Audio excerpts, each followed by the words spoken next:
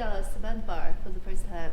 I want to use a different material and plywood, a lot of plywood. Absolutely. So customized tables. This is a little crazy. I don't know if anybody seen this kind of table. Probably, No.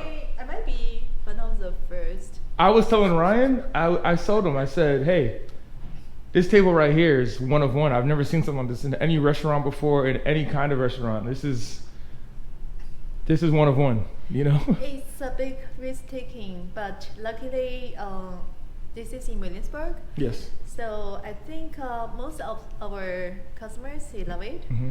And it's very easy to make friends if you Well, sit on this table. Yeah. So sometimes, I mean, we always people, they start to tasting each other's food, Mm-hmm.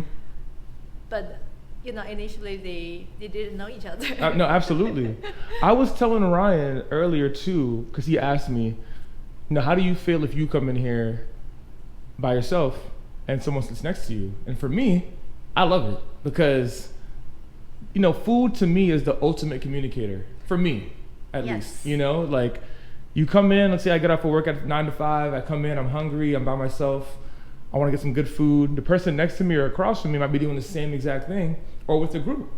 And we can just talk about life. Maybe even connect the dots, exchange Totally, information, yes. You should be in Brooklyn. Yeah. That's very Brooklyn my side. Yeah. Yeah, our customers, precisely they were doing just that. Yep, absolutely. Yeah, I love our customers here. They're very open-minded. Open-minded and fashionable. Yeah, and fashion, and which adds to character. Absolutely, Absolutely, absolutely. Now this is a beautiful, beautiful table. Beautiful, beautiful dining room overall.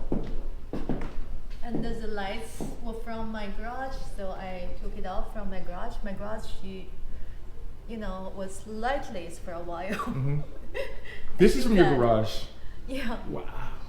I found this from a flea market. Wow. Here in New York? Yes. Nice. Yes. Nice. This is beautiful. This is beautiful.